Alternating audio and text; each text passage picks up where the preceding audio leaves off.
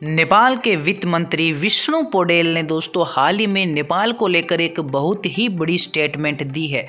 उन्होंने कहा है कि हम नेपाल को 2 सालों में पूरी तरह से बदल देंगे। जी हाँ दोस्तों, इस वीडियो में हम चर्चा करेंगे कि नेपाल के वित्त मंत्री विष्णु पौडेल ने ऐसी स्टेटमेंट क्यों दी है कि हम नेपाल को 2 साल में पूरी तरह से बदल देंगे और इन अगले आने वाले 2 सालों में नेपाल किस तरह से अपने देश का परिवर्तन चाहता है, उस पर हम पूरी चर्चा करेंगे। तो आप वीडियो के लास्ट तक बने रहें। साथ ही अगर आप इस चैनल पर नए हैं तो चैनल को सब्सक्राइब करके बेल नोटिफिकेशन ऑन कर लें। दोस्तों, जैसा कि आपको पता होगा, हमने एक बार वीडियो में चर्चा की थी कि कुछ समय पहले नेपाल को FATF की ग्रे सूची में शामिल किया गया था।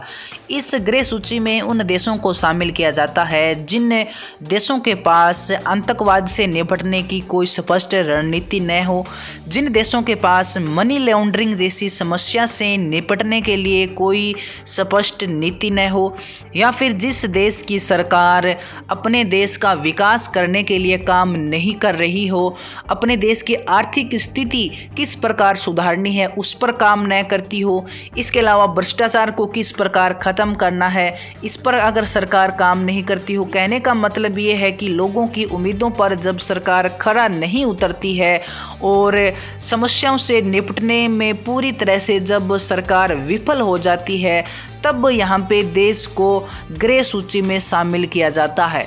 और यहाँ पे हाल ही के अंदर नेपाल को भी FATF की ग्रे सूची में शामिल किया गया था। उसके बाद नेपाल की जो वर्तमान सरकार है उन पे सवाल उठने लगे थे और जो विपक्षी सरकार है उन्होंने ये कहा था कि वर्तमान सरकार को इस्तीफा दे देना चाहिए, अपनी गद्दी छोड़ देनी चाहिए। उन पे जब सवाल उठने लगे तो इन सवालों को दबाने के लिए अब नेपाल के जो वित्त मंत्री है विष्णु पौडेल, उन्होंने ये स्टेटमेंट दिया है। उस स्टेटमेंट में मैं आपको बताता हूं कि उन्होंने क्या कहा है। नेपाल के वित्त मंत्री विष्णु पौडेल ने यह वादा किया है कि नेपाल 2 साल की समय सीमा से पहले मनी लॉन्ड्रिंग और आतंकी वित्त पोषण के लिए वित्तीय कार्रवाई कार्यबल यानी FATF की ग्रे सूची से बाहर निकल जाएगा। बुधवार के सत्र के दौरान सांसदों के सवालों का जवाब देते हुए वित्त मंत्री विष्णु पौडेल ने FATF की सूची में शामिल होने के लिए पिछली सरकार को जिम्मेदार ठहराया है। उन्होंने कहा है कि हम गहन निगरानी में हैं, जिसे आम भाषा में ग्रे लिस्ट कहा जाता है। सरकार प्रतिबद्ध है, दिए गए समय अवधि के भीतर हम सभी निर्धारित प्रक्रियाओं को पूरा करेंगे और सूची से बाहर हो जाएंगे। हालांकि देश के ग्रे लिस्ट में शामिल होने के लिए हमारी वर्तमान सरकार नहीं बल्कि पिछली सरकार जिम्मेदार है। उन्होंने कहा कि हमारे पास अभी भी 2 साल का समय है और इस समय में मैं आपको विश्वास दिलाता हूं कि हमारा देश का नाम जो ग्रे लिस्ट में शामिल हुआ है उससे हम बाहर हो जाएंगे और 2 साल में हम नेपाल को पूरी तरह से बदलने की पूरी यहाँ पे कोशिश करेंगे।